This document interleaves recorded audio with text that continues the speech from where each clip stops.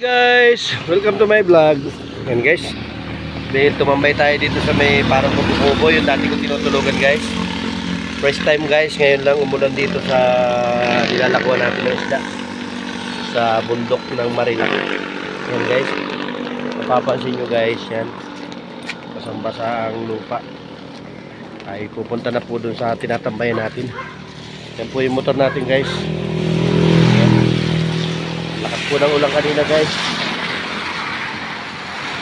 Lakas ng ulang kanina. Kaya ano naman tayo guys. Tayo dito sa pinatambayan natin.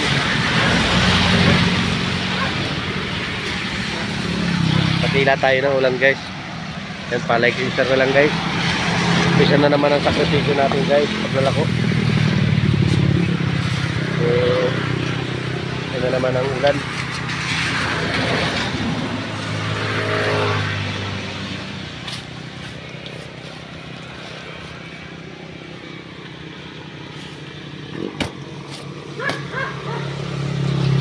Salamat guys.